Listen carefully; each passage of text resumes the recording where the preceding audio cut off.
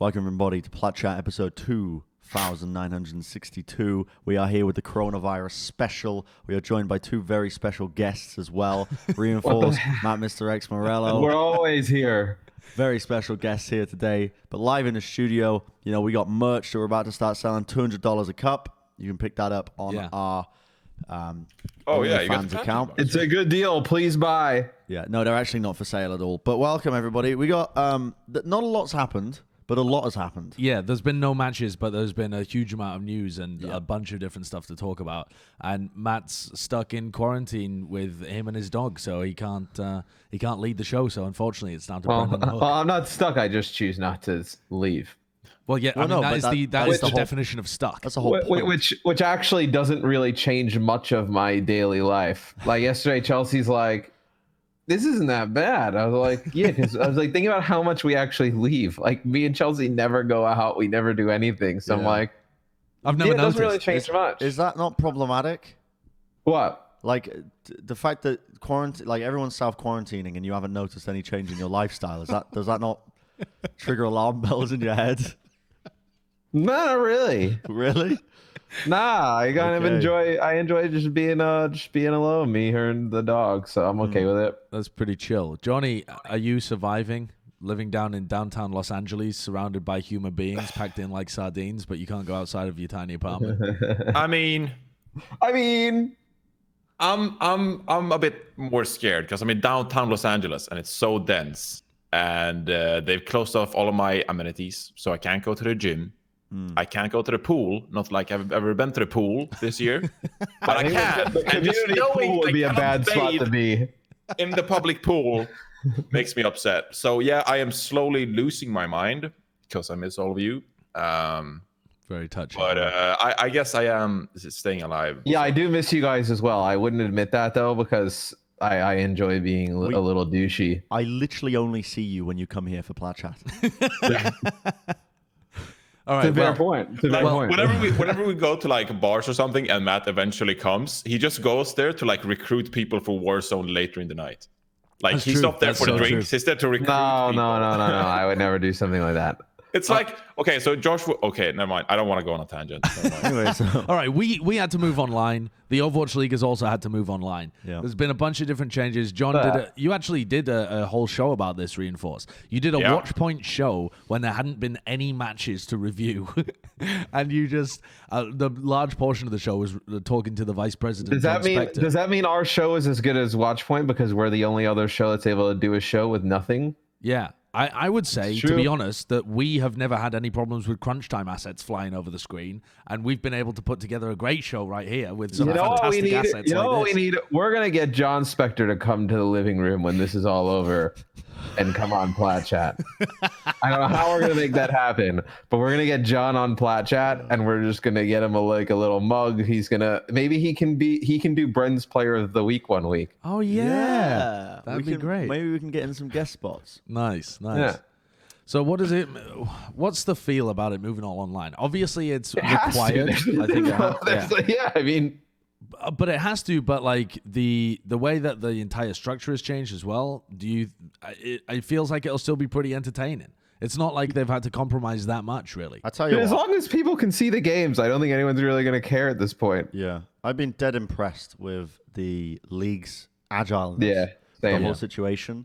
And the ability agileness. Just how agility is the word you're looking for. Agility, dexterity.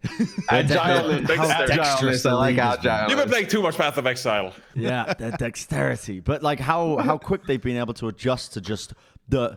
So this is the analogy I'm imagining. John Spector's in the gulag in Warzone, and the fucking chimps are up there chucking rocks and shit at him. And John Spector's dodging, weaving. He's got the fucking Deeg in hand, and he's winning the 1v1 against the coronavirus in the gulag. And that's what I'm imagining the mental warfare that's going on. John Spector is narrowly, he's making decisions. He's taking a left corner, he's taking a flank, flashbang over the top. I think they've done quite well with the situation at hand. No, they've crushed it. I mean, there's no. I think everybody in every facet of esports and whatnot has really done a really nice job of just being proactive, getting things online, making things work. Because I think the fans, I mean, look, everybody's kind of stuck at home. Everybody wants something to watch. Everyone wants something to do. And I think I think what makes esports great and what made it great for people to get into is that you could do it from anywhere. Like you could be, it could be online, it could be in person. Like, there's so many different ways you can do this. I mean, those are the two ways. And No, you have some people on LAN and some people online as well. Oh my goodness. Yeah, that's the third way you could do it. What's the third way? Half of the people on LAN, half the people online. Oh, genius. Yeah, you do that. that sounds very competitively fair. It's a way you do it, though. It's not optimal, right? It's not optimal. And I saw a lot of comments today about how some schedules are really unfair. Like if you're Dallas Fuel, you're just getting screwed because you play a lot of good teams. Yeah. But it's like it's not optimal. But I'm happy regardless that we just have some matches and we Honestly, can just enjoy it. Like I'm watching real sports and they're freaking out.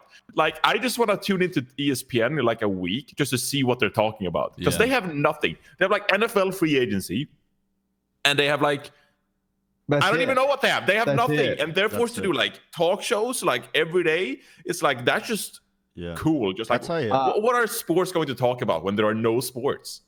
I'm incredibly optimistic towards the entire situation, I think, from a viewership perspective.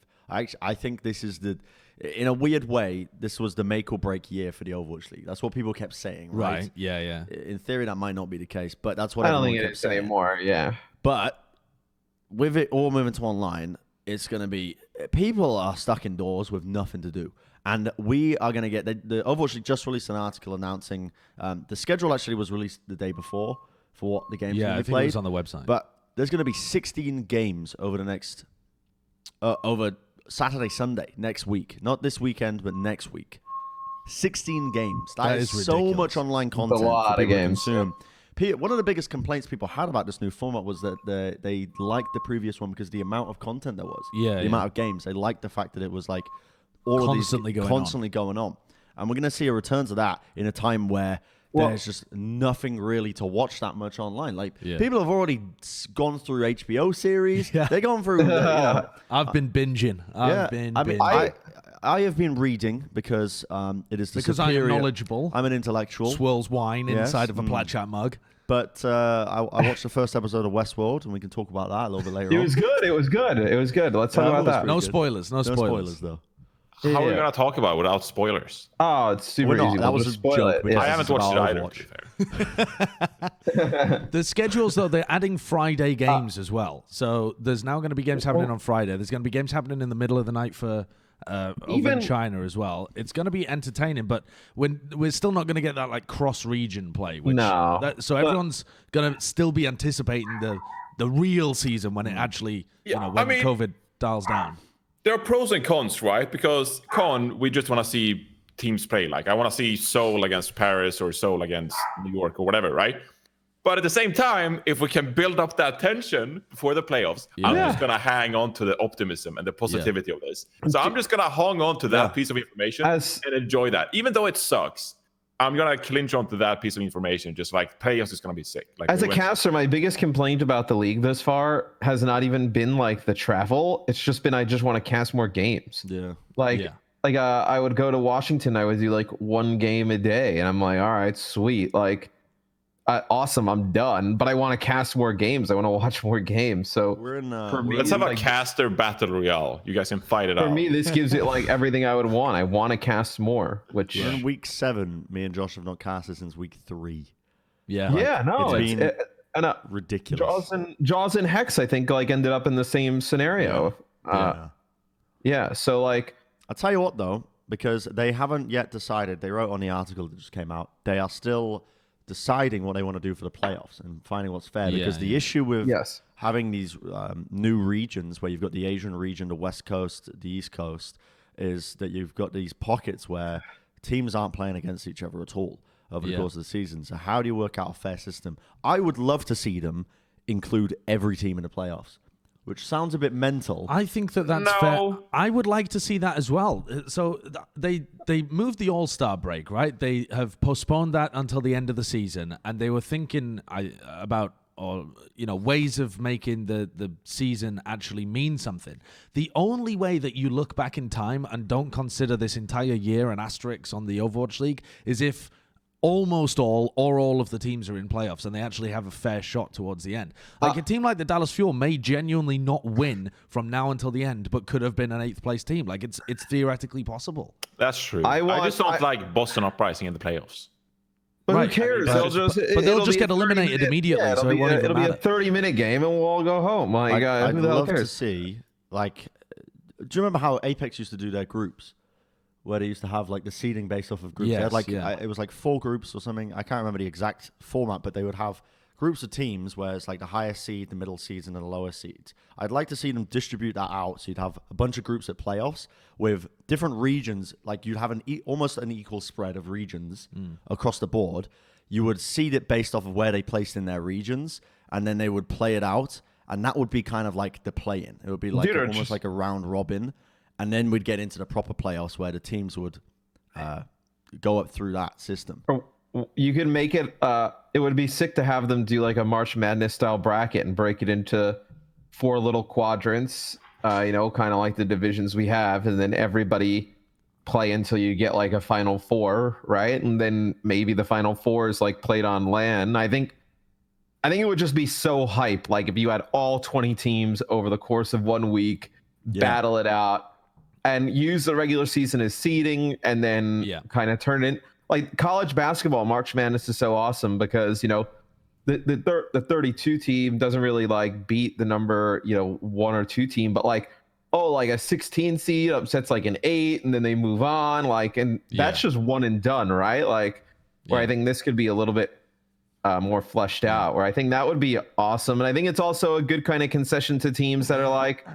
I'm sure like some of these teams like scrimmed extremely hard in the offseason. They were ready for hero pools. And now this kind of throws in a little bit of a wrench in what they were doing. And it's like you would hate for the players to just feel like they completely wasted a year and they've just kind of sat around. I think the argument against having all teams in playoffs is just, well, doesn't that mean that the regular season doesn't matter? At the end of the day, though, you have to acknowledge that this season is scuffed.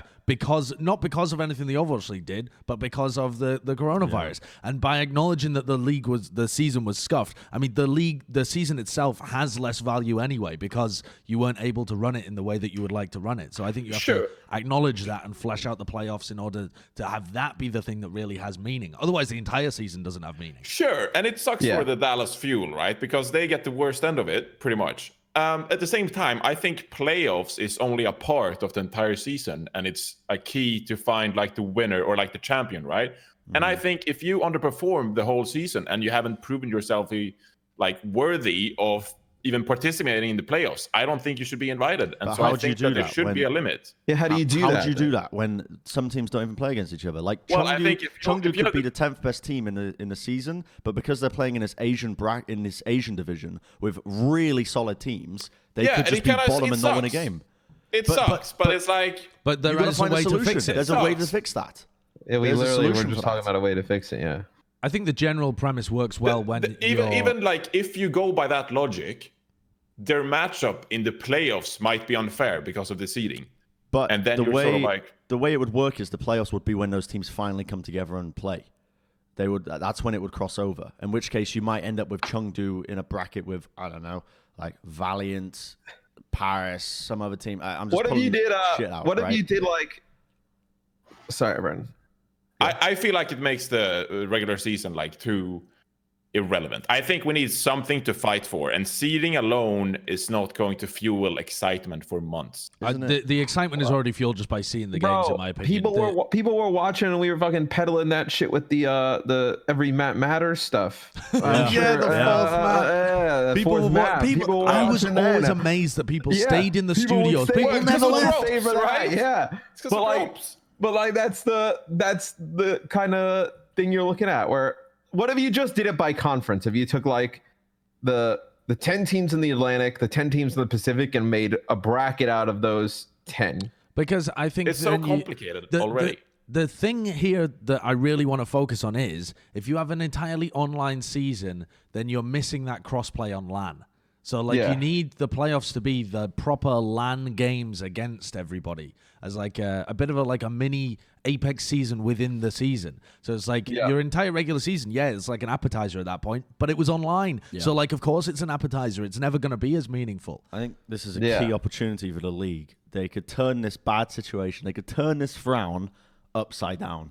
Like, quite literally. That's a good one, dude. This could be turned into such a sick end to the season. Good, yeah. Like, actually so sick. Imagine just a week of just high-intensity games where teams are playing for, like, their tournament lives. Yeah, give me the Apex format. It could be dope. We'll discuss which teams we actually think. We talked a little bit about like the new divisional system and stuff like that, but we'll get onto that in a bit. There was a couple of other changes though that were announced on Watchpoint. One of which is the hero pool changes that Matt and myself, I believe, ended up forcing because we failed to pick May. Thank you guys. Me and Josh, we are just the force of change here. Because we suck. Let me be the first to say this. Yeah. So some people were really against this change they've made where it's proportional to the amount going in because they were scared of a ping pong meta where 1 week you have one meta and because of the proportion of heroes that get played that meta, they get banned automatically the next week. And then because those heroes get played the most, they are most likely to get banned the next week. And then it's just a return to the week one. So you end up with the same meta week 1, 3, 5, and then 2, 4, 6, just playing the same metas. That's what they're concerned with. But I really like it because it adds consistency to the league, where there hasn't been with hero pools. Yeah. With it just changing willy-nilly every single week. It's no secret, I fucking hate hero pools. I think this week of Overwatch has been the worst that I've played in quite some time. Yeah, I am not touching that game this entire week until the hero pools change. Because if anyone out there, it has not felt good to play. Jeff, if you're listening, please put Anna and Reinhardt back. Just get rid of May, please. Just get rid of But I respect. I'll say again, I respect Team 4 for actually experimenting with it and making necessary changes. Sure. But I think that they could have had a bit more hindsight with the decision to take away. What was it? Bit more foresight, you mean? Yeah. Sorry, foresight of 2 supports. how much of what proportion is that of the support pool? I think it's like 79%. 79%. Shut the fuck up.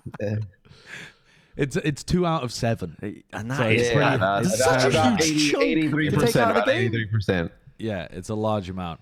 So yeah, I mean the ranked experience has not been fun recently. I've just been playing. Dude, I played Josh 12 hours. Stream sniped more than anybody I've ever seen. I really do. Like people don't believe me that I get stream sniped.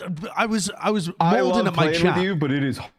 It is. It's horrible. Well, from like Smurfs or something. Dude, like unbelievable Smurfs, Jonathan. I'm a unbelievable. I'm a Plat/Diamond player. Tremendous. Okay. I'm a Plat/Diamond player, and when I'm in game, I was getting mad at people stream sniping me and smurfing. And so I said to my chat after one game, I was like, I can't believe these top 500 Smurfs are trying to get me constantly. Obviously, hyperbole from me. The guy that was just stream sniping me with his 6-stack was like, no, lol, we're only 4.3k. I was like, oh, sweet. So They're yeah. winding you up. You're garbage at the game.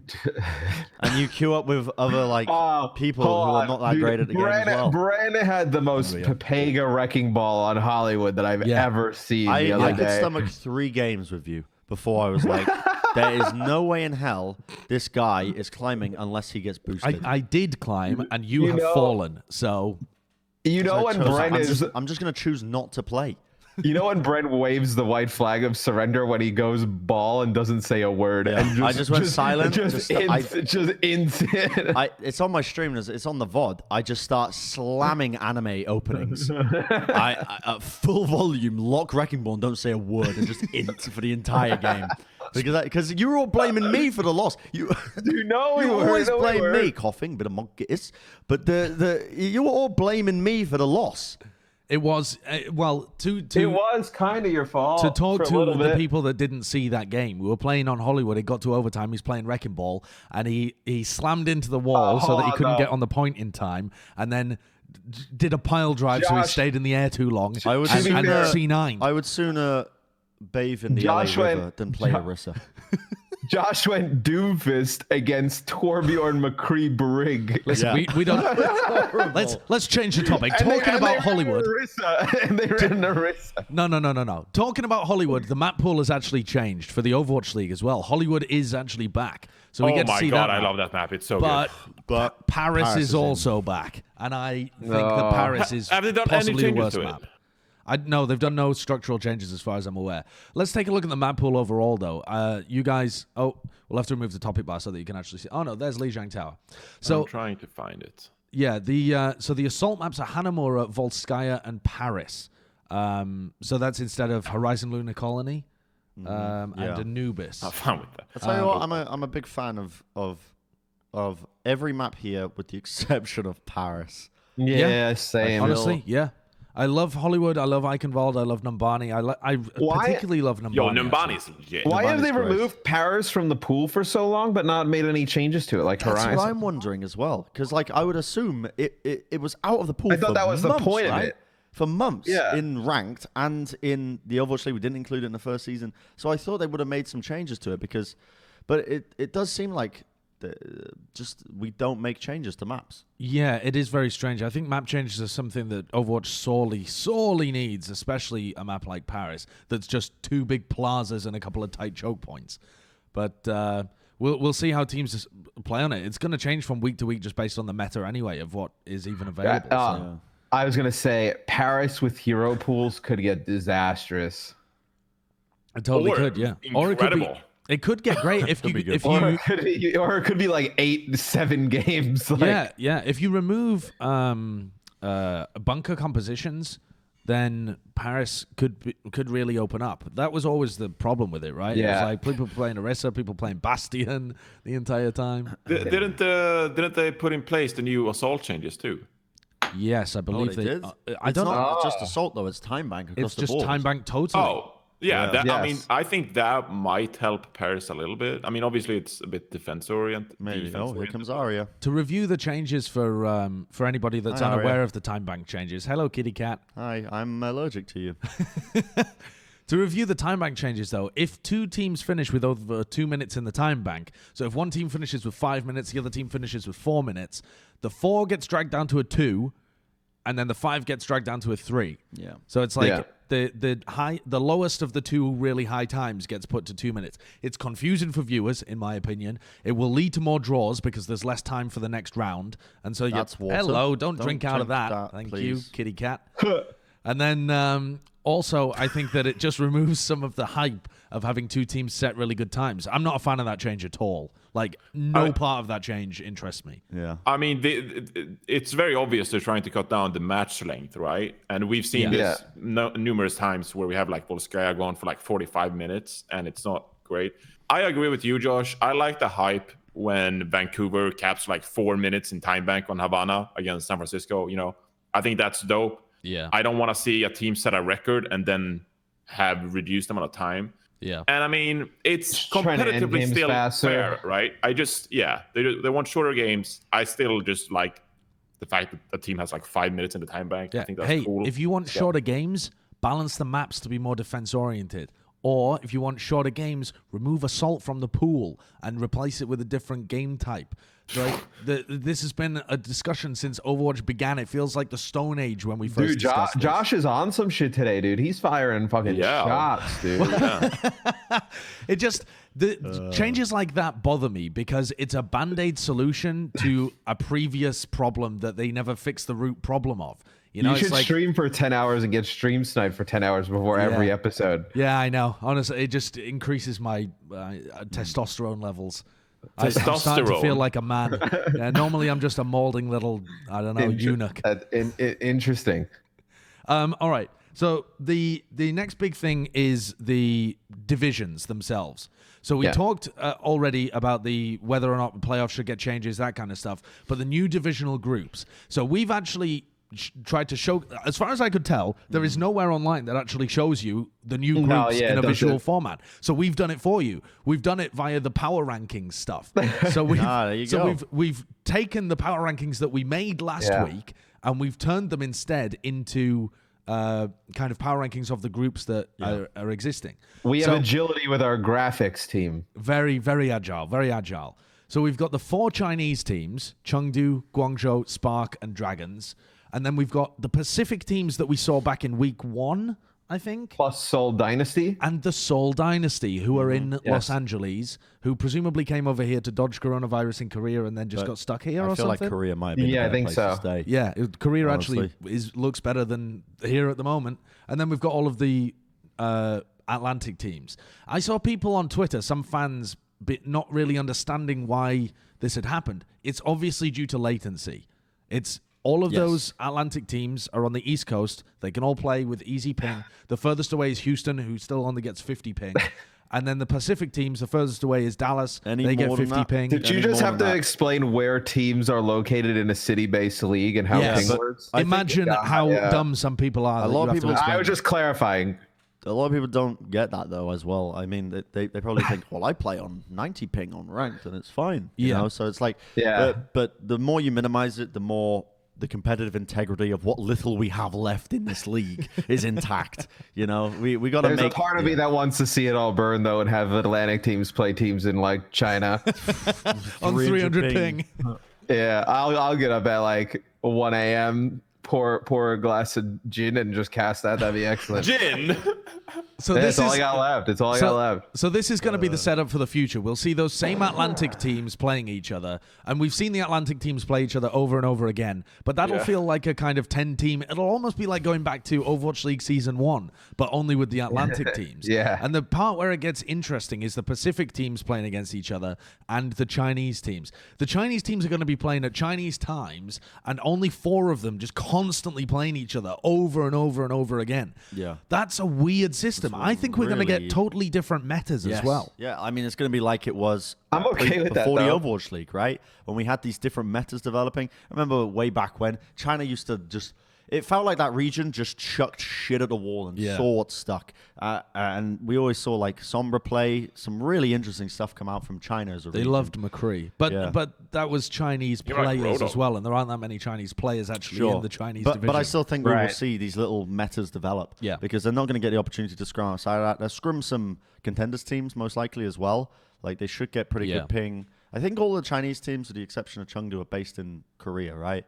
So they have... Yes, I believe so. Theoretically, Asia should be the highest level of play, I think, in terms of the regions, based on the quality of scrim partners they have. And you look at the quality of teams. Shanghai Dragons, we were thinking, should be a top 3, top 4 team. Yeah. Yep. And then the Hangzhou Spark and Charge and Hunters were all pushing top 10 in some kind of different area. And that should be super competitive. So, like, this is why I want to see...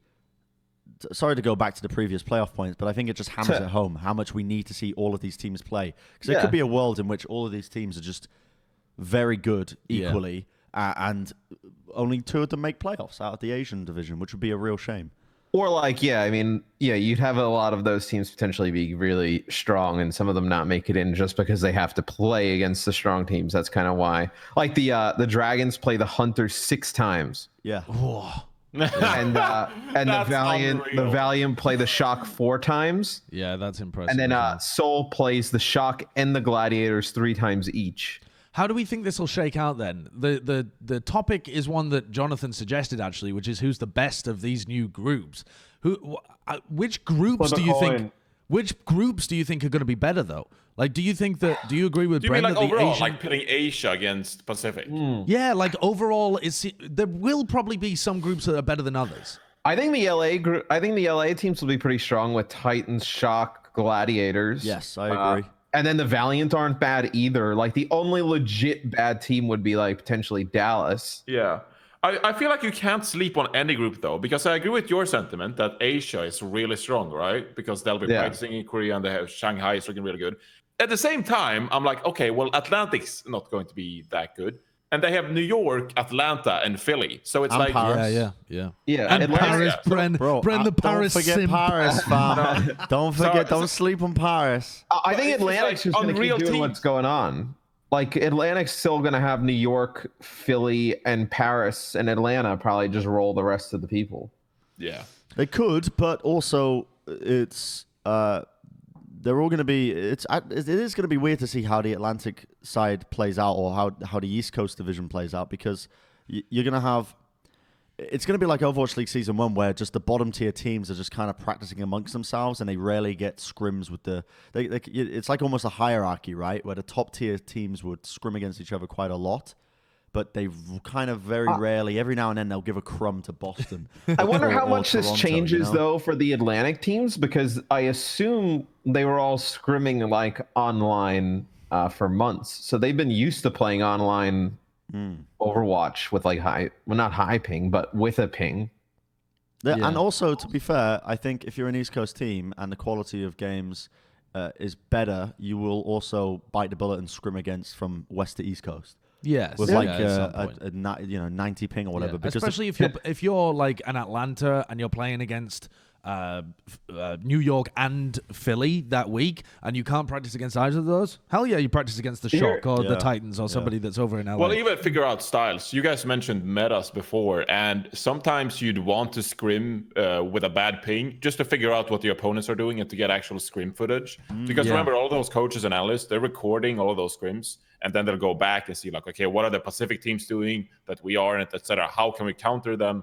Especially come playoffs. I mean, despite the ping disadvantage, you'd want to practice against other regions just to figure out the other region before you go to playoffs or whatever. So we'll definitely see that. Do you think, in a way, we could see a higher level of play because teams don't have to travel and they have the extra time with the hero pools to scrim a little bit more and flush it out? I'm glad you brought this up, because with all these teams being based in a singular location again, I feel like I'm actually kind of glad for this, because we're going to see almost a return to last year, where the bar has been raised. One of my biggest gripes with this season of the Overwatch League was because of all the travel, the lack of practice time. For the casual viewer, this is going to sound very five-head pretentious of me, but it's very apparent of the level of play went down when hero pools was introduced and when they're traveling all the time. Like, it's not as clean. It's not as precise when they're playing the game. I mean, there's some very obvious ways that you can see. There's just no set strats. Yes. Like, you just never see set stuff being And I think we're going to see a return to that, which I am so happy to see, if we do see it. But I'm almost confident that we will, because these teams got no choice now but to sit in their little bunkers, eat instant ramen, and just grind out the game like little gremlins. And there's also this meme, I mean, dating back forever, right? In Counter-Strike, that Counter-Strike would always have like different results online because it's a different atmosphere and it's different conditions. So I think a lot of teams will just step it up because they don't have to play in front of like a home crowd or whatever. And they go. COD, we actually saw online results be extremely similar to what they were at LAN. Really? Like, not really much different. Yeah. Well, I guess they're all cracked out regardless of where they play, you know? Yeah, I mean, you'd have a few players who like were better online than they were on LAN and vice versa. But like team results were all pretty consistent across the board. Like, is that because LAN play is like the netcode is just terrible in Call of Duty, so it just makes no difference to play online? The LAN netcode, it's essentially the same type of server, but just with no ping. Right. So yeah, it's not like it's almost so it's not like instantaneous. The netcode is still like 30 tick or whatever the fuck they play at. Yeah, I think it's not. I think I saw it's still 12 garbage. hertz. I think it's 12 hertz. Yeah. All right, just the roast Call of Duty section. Well, hey, I went to a gathering with Call of Duty players recently, and it was 2 players for the Seattle Surge. Okay. And I got introduced to them by Rich Campbell, and he was like, I can tell you the 2 players you probably got introduced to. Bren's an Overwatch League caster, and they were like, Overwatch? And then they just started roasting me for my game, and I was like, hang on, the franchise that gets a new fucking game every year that you guys play on console is roasting me. Like, yeah, we might have anime characters, bro, but at least we don't have the fucking tactical nukes. I didn't even go there. There was so much I could roast them on. There was so much there. I'm just like, bro, take your 6-figure contracts. Go stick to the sticks, huh? Yeah. So if the players Bren is probably talking about is Octane, and I would probably say Pander is probably the other one. I don't think it was Panda. I think it might have been Octane. Sam is Octane, yes. So there was he some always ego hangs out hunting with- from he- that night. She kept he going always hangs around. out with Rich. All right. I shouldn't All use right. the term ego, but she was going around asking people, "Have you seen Octane? I don't know what he looks like, but I really want to meet him." Like to everyone.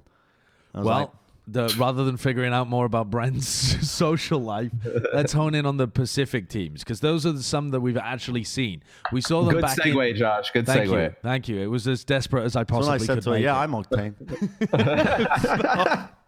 Stop. Okay, so the Pacific teams, we've actually seen them. We've seen them back in week 1, apart from the Seoul Dynasty.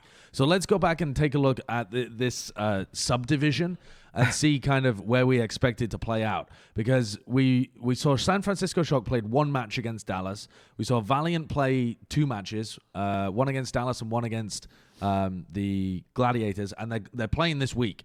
The Gladiators playing against Valiant. We've got that inter-LA battle. The Shock are playing against Seoul, which should be huge as well. But before we do any kind of predictions or talk about the matches, like how do we think these teams have still look when you look back at them? Because the Shock, when we first looked at them, was like, oh, they look a bit shaky, but they're okay.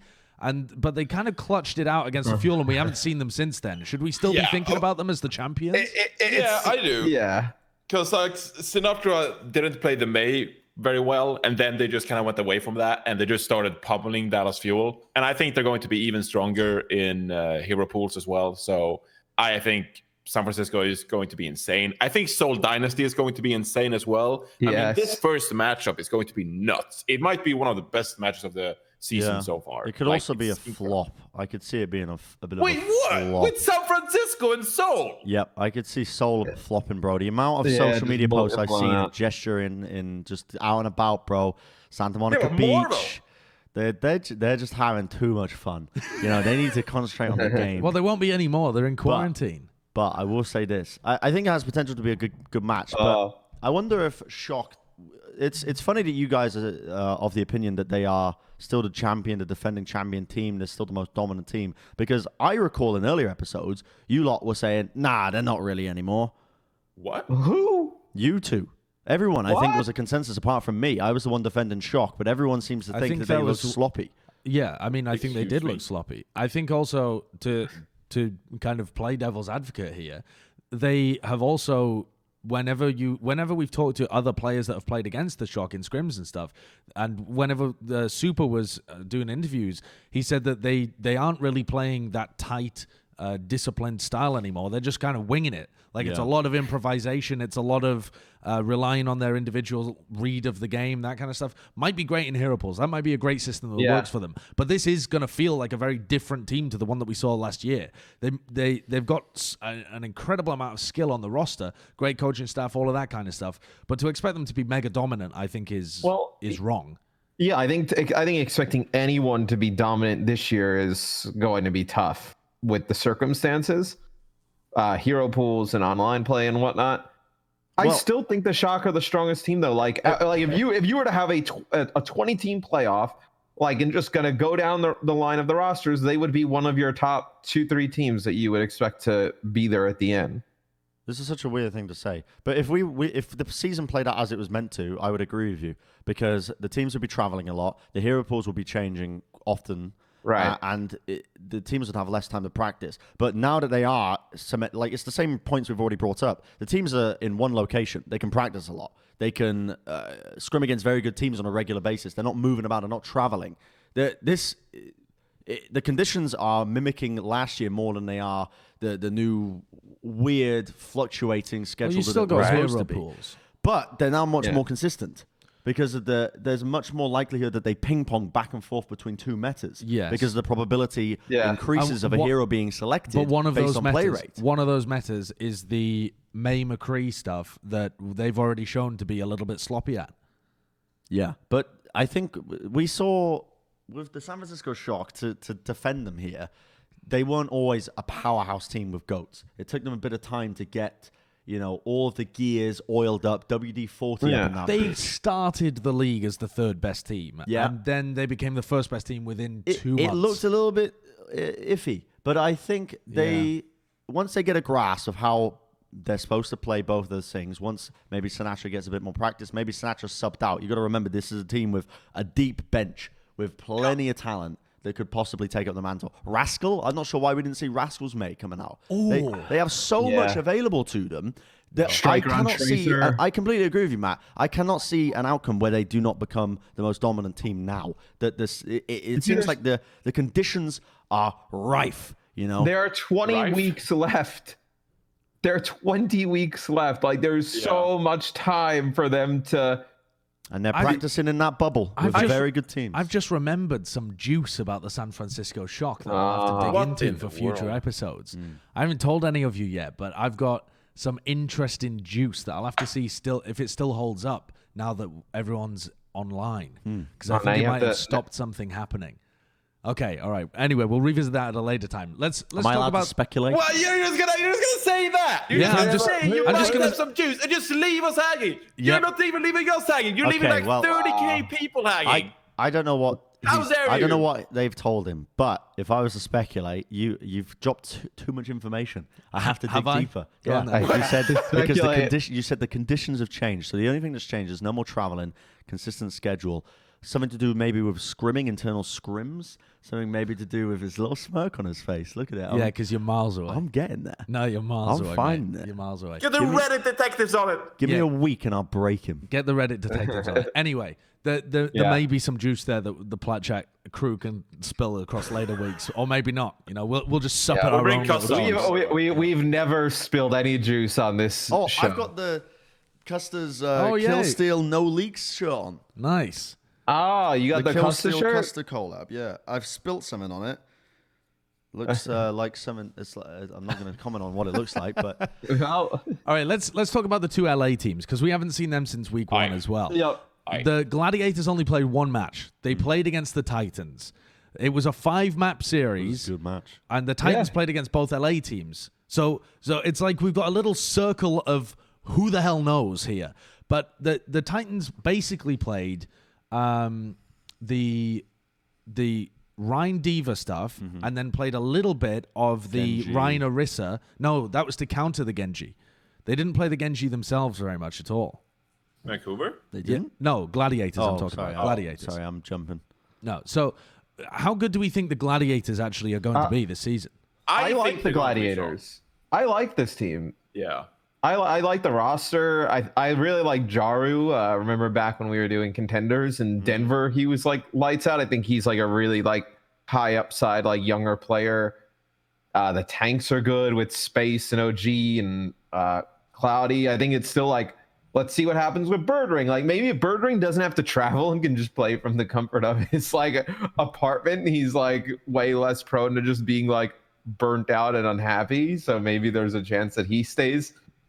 Yeah, I think you have to look at the tanks. The tanks Yeah. primarily is going to be like the leading factor for this team because I think OG looked really good on the Winston, that one map they played it on Dorado. And if they can continue to perform like that in a lot of matches and just facilitate their DPS players, because like I don't think their DPS players is like the best in the world or anything. No. But if they can just let them like frag out and do their thing, I think this team is going to be very strong. But I say that and I'm like, Pacific is stacked. I'm like, okay, so players are good. They seem to objectively have the worst DPS players in their division right now. Right. When you compare them to even against Dallas with Decay and Doha, when you compare them even to Valiant with KSP and KSF, But where would you rate their tank line though compared to those other teams? I mean, I think their tank line's pretty up there. I don't know. I'd have to go through it in my head, but I feel like they're worse than the San Francisco Shock, worse than the Vancouver Titans. But maybe at that point, like maybe third out of their group of 6. And then I think their supports are still Seoul Dynasty good. though. I forgot about Seoul Dynasty. So no, fourth.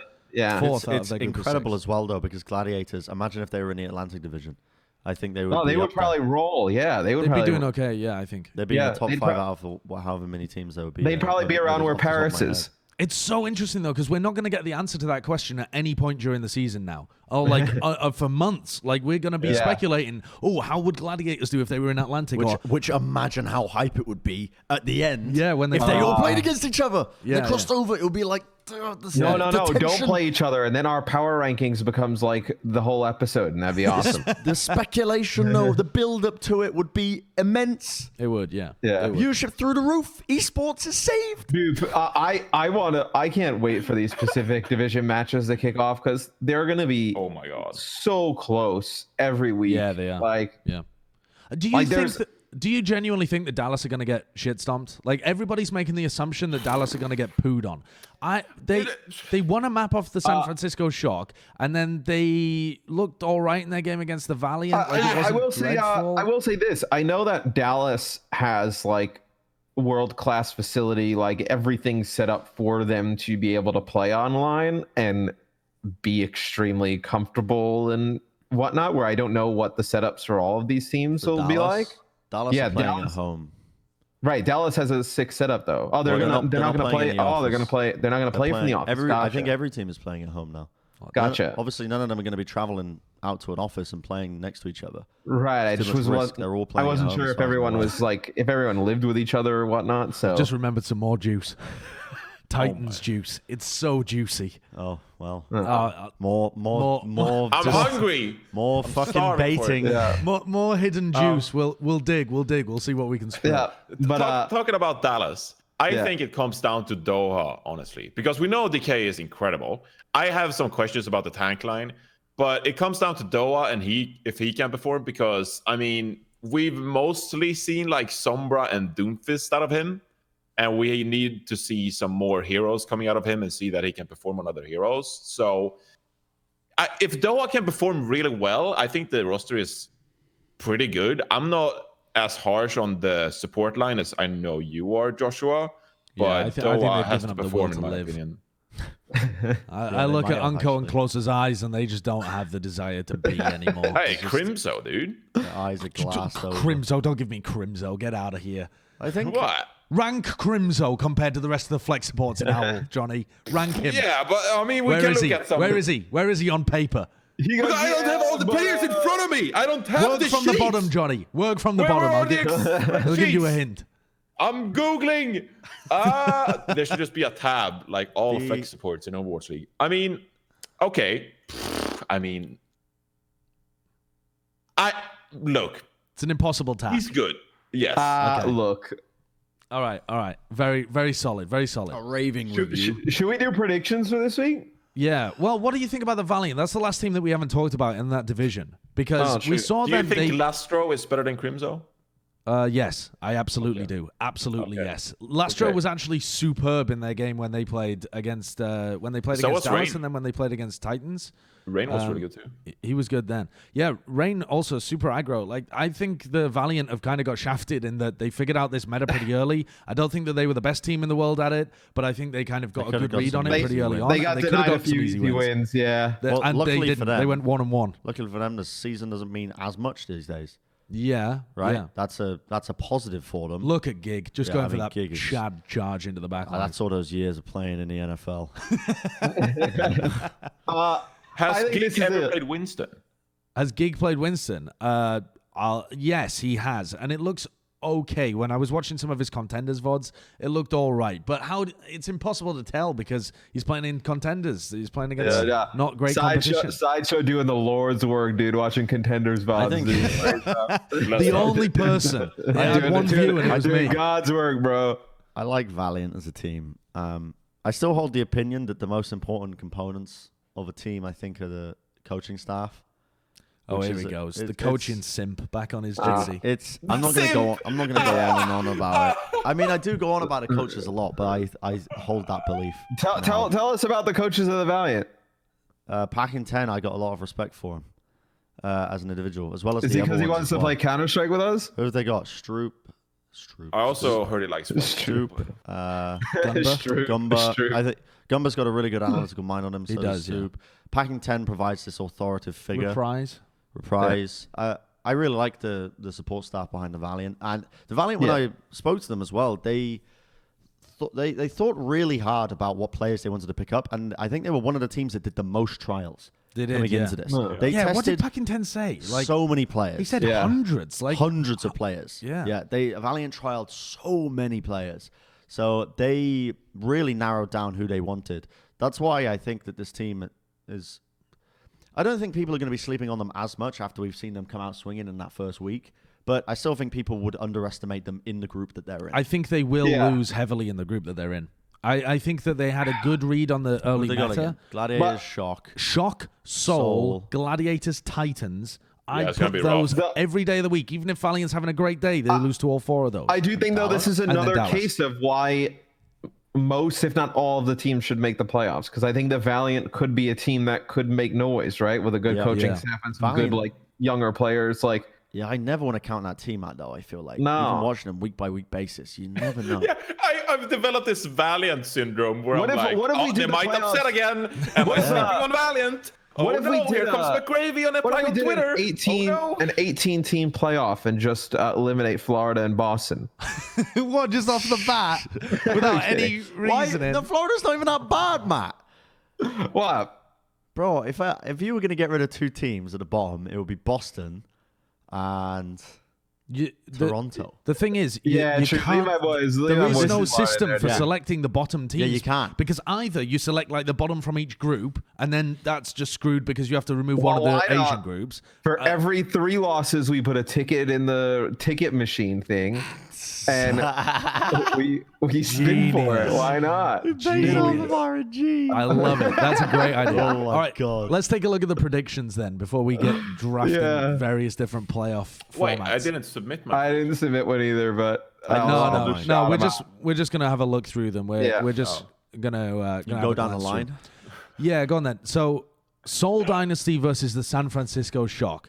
Jonathan reckons this is going to be one of the great games of our time. Bren thinks it might be a flop. Yeah, I think so. The generation. It's Actually, a never mind. generational game. No. I take that back. I take that back because the hero pool is Right, questionable. well, I the do hero- not want to see some Orisa, like Super or Smurf on Orisa and some. They're not freaking- bad. do we you might- think- Okay, we might see Ans on Widowmaker. That might be hype. Not happening. Nah, If you're they play like a bro. bunker composition, You're there's something actually just out of your bird. Okay, clip it. I don't think there's any way we see Ants You get gonna put a bet fielded. on it? Yeah, I would happily put a bet on that. I How would much? steal your money. What you want? I bet for the entirety of the season, you don't think Andy's going What? to see play We're not time? talking about the Oh, entirety I of the said season. We're this talking about this season. one match. Okay, well, I'm not making a bet on that match. But All right. predictions. Well, before we even get into predictions, though, I want to just attack what Johnny's or discuss what Johnny said there. Is I think the meta will just be going back to Ryan May McCree, right? Yeah. Like, do we Yeah. really Yeah, think there's going to right. be that much bunker being played?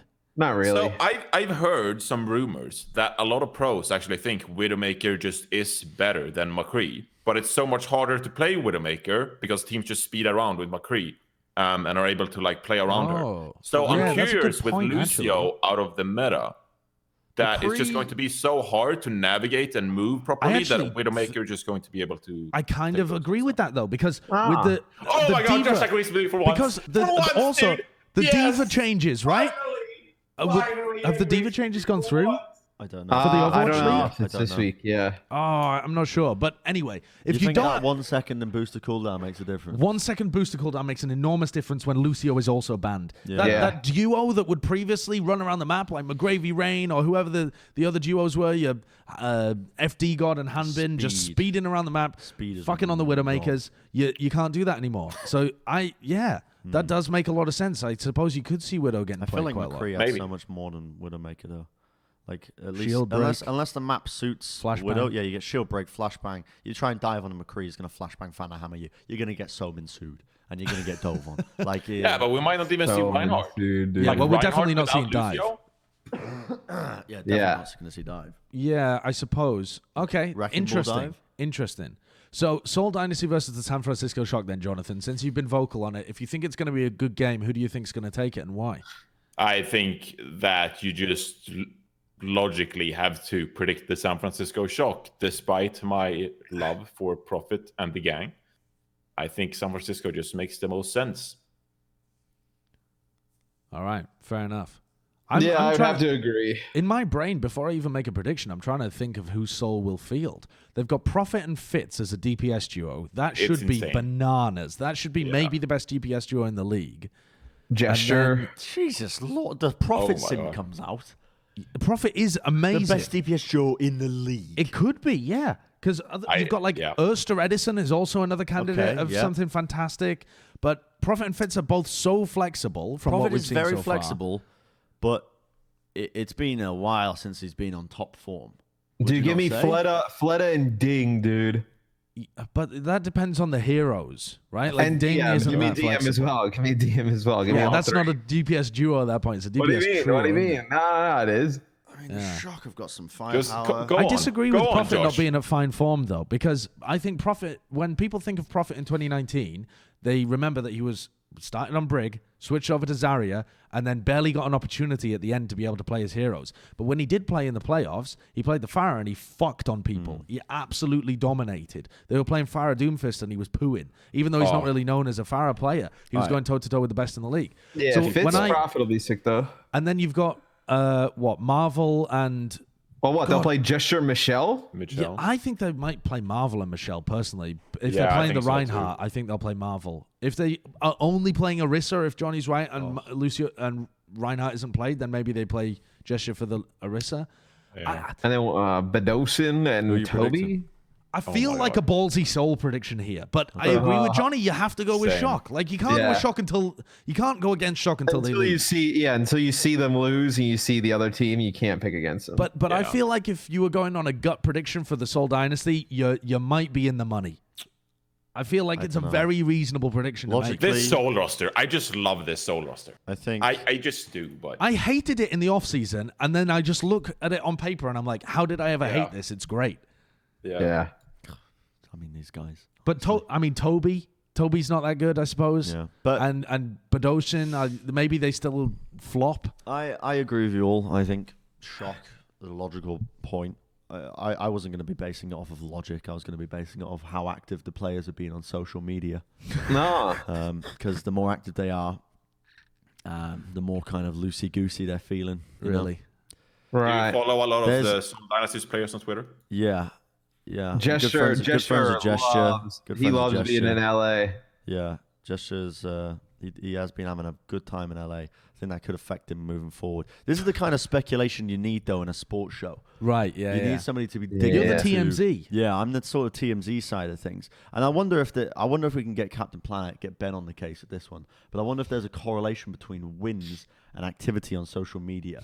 And the more active you are, the more likely you are to lose. Those are the type of stats we need. You could definitely measure that if you hunted back further enough. You could try. You would probably come up with it being absolute nonsense, but you could try. I reckon you might find a correlation. Ben might be really bored. The more time you spend on social media, Ben's the more gonna be anxious bored, you are. Yeah. You're a little bit, you're a little bit nervous. You're just trying to find escapism from the game. Well, then that would be time spent on social media, not necessarily amount of posts. But the amount of posts might correlate with time spent as well. Anyway, before we get into that would be my logic behind it, and I do predict a Shock. There's no rhyme or reason. It's like we're back on the watch point desk, realistically. So we're all going for the Shock for various different reasons. Yep. All right. So what about the Gladiators' next two games then? The first game on the Saturday is the LA Showdown. The Gladiators versus the Valiant. I think it's hard. I think they split these games. I think they probably beat the Valiant and then lose to Soul. Yeah. I think they're too talented to go 0-2, and I can't see them beating Soul, so I give them the win over the Valiant. Yeah. It's kind of my logic behind it. I feel like the Valiant impressed me a lot when we first saw them play this meta, but other teams have gotten better with it. Like I've seen better from Paris, from Philly in the Reinhardt, May, McCree kind of stuff. And assuming we see that again, I think that Los Angeles, Valiant that is, have dropped behind a little bit. Mm-hmm. And if we don't see that again, it probably doesn't play into their specialities as much, so they lose anyway. So I think that the Gladiators have got a great chance of winning that first match. I will say, I do rate KSP. Yeah, he's great. So actually. he might be the I think the DPS line is better. Like I said, I think the Gladiators have the worst DPS line in their division. I think both of these games with Gladiators, Valiant, Gladiators, Soul, the way we're talking is almost like we're writing off the other side when we're predicting these, but I think that they have this should be close matches. This weekend, there's so much upset Yeah, it's going with to all be of these. amazing. Yes. I think in terms Yeah. of the games, I think it is going to be good. Even if Seoul get rolled over by Shock, Right. I still think it'll be a good match. But yeah, I mean, I'm with you guys at the predictions. I think Gladiators over Valiant. I think Seoul over Gladiators. But upset potential is about. Here's one. If you had to guarantee one match and the outcome this weekend out of all four, which one would you guarantee happens? San Francisco over Valiant. Yeah, Shock over Valiant. Yeah. I'd have to, That's but kind of the even one that you would one, think of. Even that but one, even yeah, that is one, yeah. even that one, I potential. think is like a. Honestly, that's like a 35, 65, something like that. Like if I had to estimate percentages, because you're playing online, you're playing in a meta that we are not sure what's actually going to be played. Like we have some idea of what it might be, but we don't quite know. The Shock looked a little bit shaky when they played against Dallas, and they lost a map to them. And Valiant 3-0'd Dallas when they played against them in a similar meta. So it could be much closer than we think, and we already think it's going to be super close. Yeah. Yeah, it's going to be great games. That entire division is going to be fantastic. The Chinese It's gonna be division is going to be wild. fantastic. I just hope that the Atlantic can keep up, because people are already starting to get a little bit bored, I think, of watching the Atlantic teams just consistently play against each other. All right. Yep. That ends our Overwatch League discussion for this week, apart from Bren's Player of the Week, which we'll get to in a bit. But first, before we get to our sponsored segment, there's been some activity on the Play Overwatch Twitter. But the lore, dude. The lore. I have not been following it. Okay, so I'll brief you, Bren. Basically, the Overwatch tweeted, accessing fragment I read recovered. this one. It's like it honestly could read like an extract of a diary of some artificial intelligence scientist Did you, from the near future. Yeah, can you click on the image itself so that we can blow it up? Did you see please, the Kurt? one that they put out 2 hours ago, the video? Yeah, we're haven't gonna get to that in a sec. But this first one says it's a personal log of Dr. Mina Liao. Now, I know that people on Reddit knew who this person was, this doctor. Personally, I don't keep up with the lore that much. who is I it? don't know who it is. It's some doctor in the lore. I assume it's the doctor that created Athena? Sigma. Athena, and also what's the name of the other one? What's the name that got unveiled in the McCree short? The Athena. Echo? Echo, yes. Echo, yeah. Isn't that Athena? No, Echo and No. Athena are two different things, I think. I'm already confused. Athena is the one that Winston talks to and is the announcer. But I thought they were the same. I don't think they are, but I don't know I enough thought they just to know. turned Athena into a weapon. You might be right. I'm not sure. I don't know. But basically, that tweet is talking about some doctor saying tension with the Omnics is at an all-time high, but why can't people just see that artificial life is real life? Yeah. I'm going to build a robot that is like A human. yeah, basically But a human and already, super nice. I mean, they already are human, aren't they? You know. Well, no, So- they're not human. Things can Omnics, still be sentient but, without being sorry, human. not human, but they are already. Sentient. It is fundamentally life, as they say. So, Yes. according to Reddit, she did research on AI and Omnics and is pro Omnic. So Sure. that's why people think Pro-Omnic. this hero is potentially like an Omnic AI that kind of maybe went rogue a little bit. Yeah.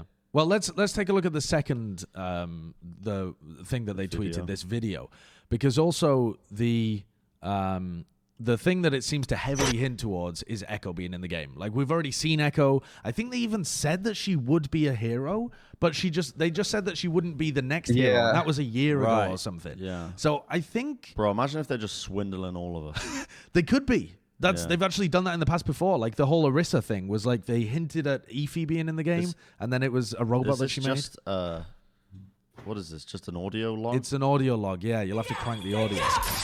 I just gave up on all this. Like, I'm sorry to like bring down. All right, the hype. so- I just gave Alright, up on well, all we're of this watching. like way So- back. Hold on. Yeah.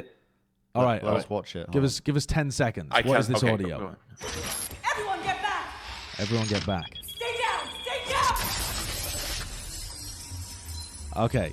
So the audio is like, everyone get back, stay down, and then it's an explosion. So this, whatever Omnic AI she created either got stolen or...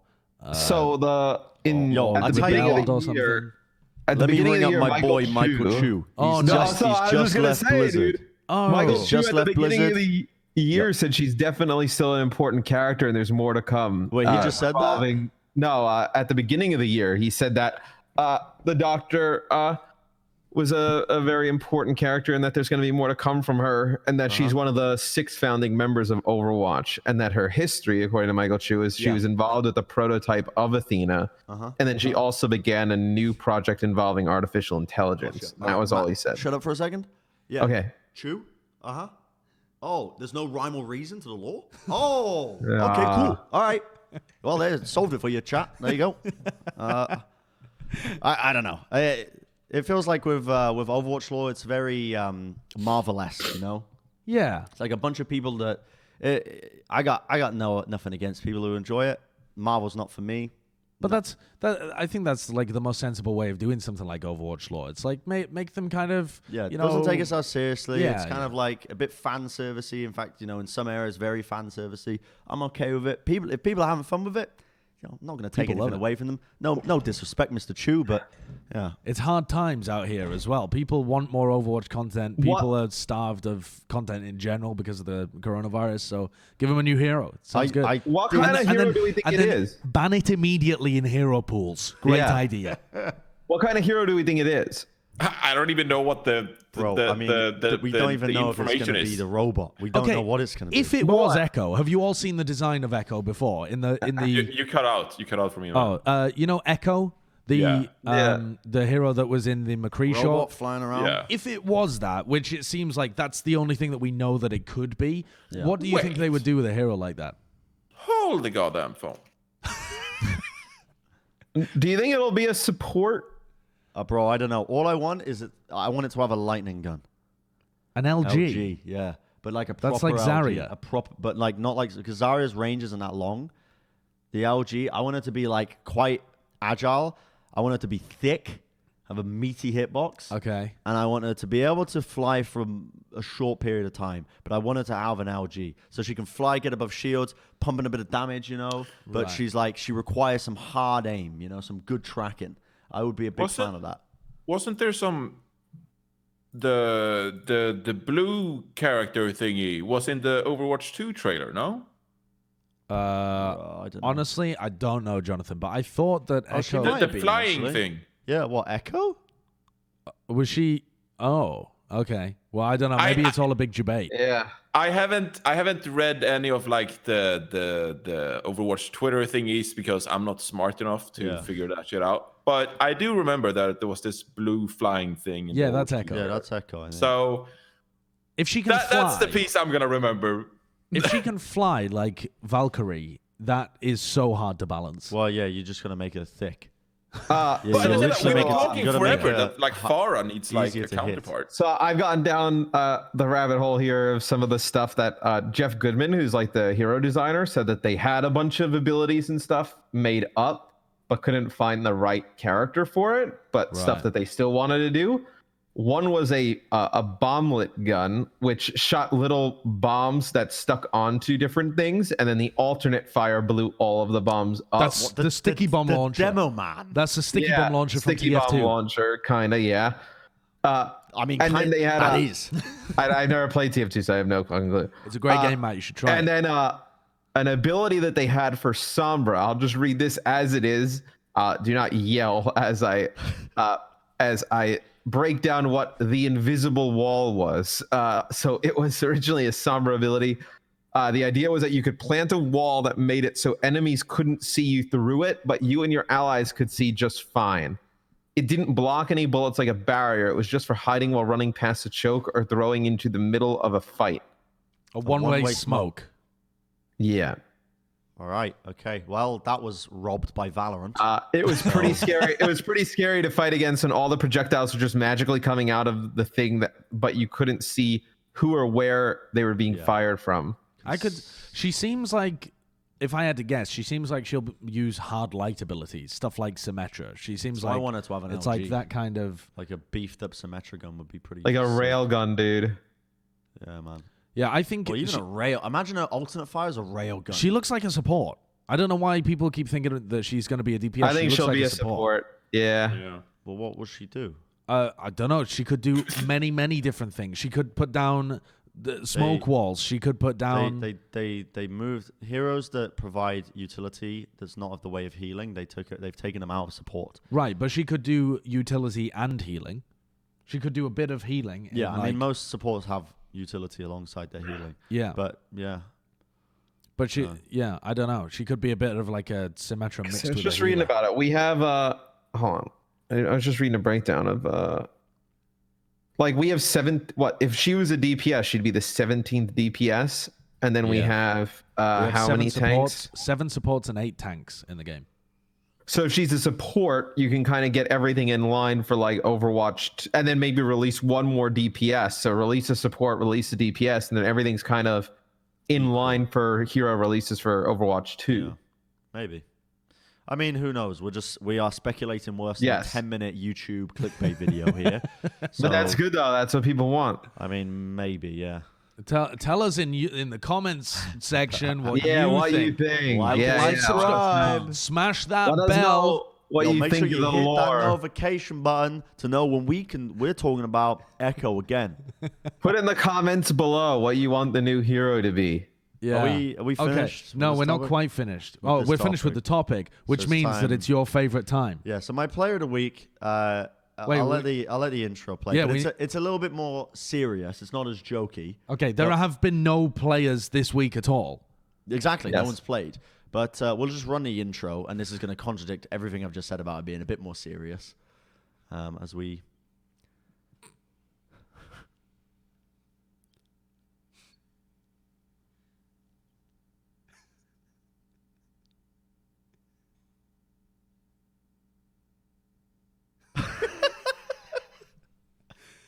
That morph suit does not fit you. No, it doesn't. It doesn't. I think. Neither me and Matt can see it, so we're like... Yeah, well, you'll see on the YouTube video. That was hilarious. My player of the week is Mr.X because, we haven't seen any players recently, but he recently had, I think, a heart valve replacement. Yeah. Which is pretty significant. And he was saying, he was messaging me and I was messaging him, and he was saying, I got to go into hospital for something. I didn't know what it was for, but... quite serious, especially with the coronavirus going around. So just wanted to wish Mr.X a happy recovery. UK Mafia 2020, all that, Yeah, and stay inside. Stay inside. Stay away from Mr.X. And hopefully we get to see him play again soon, because I tell you what, I love Mr.X. He's one of my favorite human beings I've met in the league. He's very funny. I will never forget the memory of him inhaling an 8-ball from pool. Yes. In his mouth. I was like, I heard 8-ball. I was like, all right, that's... He can fit an 8-ball in his mouth. An 8-ball of pool in his mouth. Yeah, and he get it out again. Got it back out again. That shouldn't be. It's a pool ball. In the what is it? The anatomy of a human. Yeah. That should not be possible. People say don't do it because you won't be able to get it back out. He got it out. Yeah, I was easily. shocked. But he is a riot. I wish him the best. He's the only person in the Overwatch League with a bigger forehead than me. Yeah, that's true, because he's balding. You'll catch him. Dude, Beth said Josh has always been bald. Even as a kid, he was like kind of bald. Well, I'm not bald, am I? I have a large forehead. So let's get our terminology straight before we just start throwing random slanderous accusations around. I'm not bald, Mr. Morello. You look like you've got a toupee on all the time. Me? Yeah. That luscious hair clearly isn't genetic. You've got a wig, and you're afraid to tell people. Hair transplant or something, I'm telling you.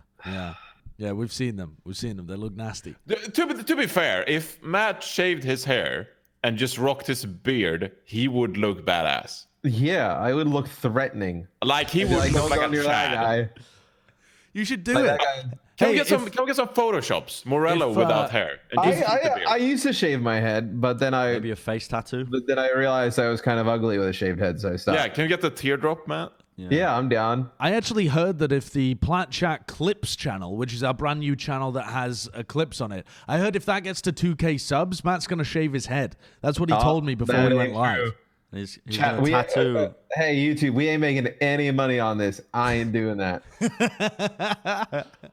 But yeah, we do actually have a Clips channel as well. The timestamps will be linked below for all of the topics today, and that is the Clips channel. So if you have enjoyed this and you want to look at short segments from previous videos or from this video, then you can go over to the Clips channel. Or I should have done that at the beginning of the video, but didn't. Watch clips with ads and give us money. I mean, yeah, good idea. Yeah, I don't know where that goes. Yeah, we don't know where the money goes. Yeah, we don't know where it goes, but it'll go somewhere. Yeah, Yeah, someone's getting rich. Mr. Someone's YouTube. doing it. Who Yeah. owns YouTube? Google. Who owns Google? Jeff Bezos. No, Jeff not- Bezos owns Amazon. He don't know also who owns I'll Google it Google. for Yeah, Board yeah. of directors. Who's getting They really must have rich a, off They Google? must have a CEO, but Yeah. Why do we not know Google, but we all know Microsoft and Amazon? because they're a bit more Founders, public Larry facing. Page. Well, surely. he's I not think the CEO. presumably they're just not as public facing for obvious reasons. Do you They have want to a talk about the parent stock company. market and the oligarchy within the US?